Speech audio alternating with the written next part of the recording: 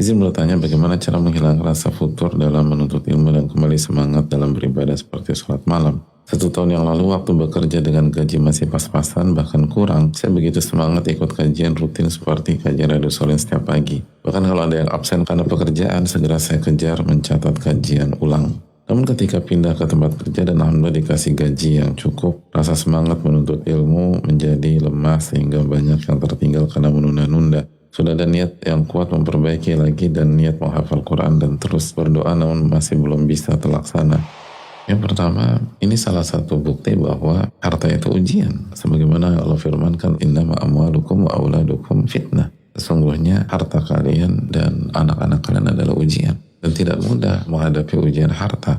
Bagaimana dalam kata para ulama, lebih mudah menghadapi ujian kemiskinan dibanding ujian harta. Ada orang yang Allah tahu kalau dia diberikan kekayaan dia nggak akan baik, nggak akan soleh, nggak akan istiqomah. Sebagaimana sebagian yang lain lebih mudah menghadapi ujian harta dibanding kemiskinan. Ada orang yang Allah tahu kalau dia jadi orang miskin, dia nggak akan istiqomah, dia bisa jual agamanya dan seterusnya, maka dia diberikan kecukupan. Wallahu ya'lamu antum la ta'lamun. Itu menunjukkan Allah yang Maha tahu dan kalian tidak mengetahui apapun. Makanya itu juga sebabnya mengapa sebagian para sahabat kaya, sebagian para sahabat tidak kaya. Sebagaimana sebagian ulama kaya, sebagian ulama tidak mau kaya. Padahal sebagaimana kata Imam Syafi'i, di level mereka dengan mudah bisa kaya jika mereka mau kaya. Orang sejenius itu, sejago itu, penguasaan terhadap ilmu seperti itu, dikagumi, disenangi, network banyak. Apa susahnya jadi orang kaya kalau di level itu? Sebagian ulama tidak mau, karena mereka tahu nggak mudah dan kondisi orang berbeda-beda.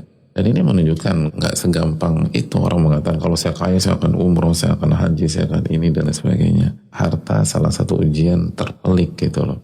Ingatkah Nabi SAW mengatakan inna likulli ummatin fitnah wa inna fitnata ummatil mal. Sesungguhnya setiap umat diberikan ujian dan fitnah, dan ujian umatku adalah harta. Nggak semudah itu.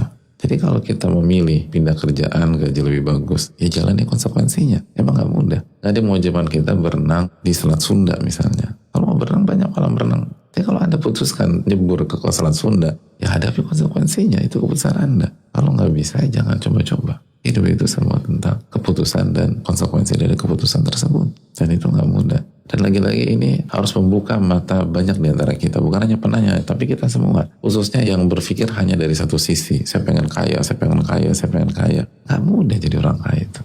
Bahkan kemungkinan dari pertanyaannya belum jadi orang kaya, tapi gajinya lebih bagus saja. Itu aja udah susah, apalagi menjadi orang kaya beneran. Itu petanya berubah lagi. Makanya banyak pihak begitu posisinya berubah dan pintu harta dibuka sama Allah, udah jarang kajian atau jarang ibadah dan alasannya aduh sibuk, sekarang belum ada waktu.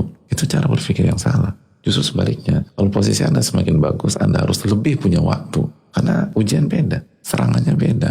Maka harus lebih solid lagi minum obat penawarnya, atau lebih disiplin lagi minum obatnya. Dan Al-Quran syifa, ilmu itu syifa, ilmu itu obat. Banyak di antara kita kan sebaliknya. Ya dulu sih enak nih, tapi sekarang gue belum punya waktu nih, urusan lagi sibuk. Justru urusan dunia sibuk, Anda harus banyak minum obat.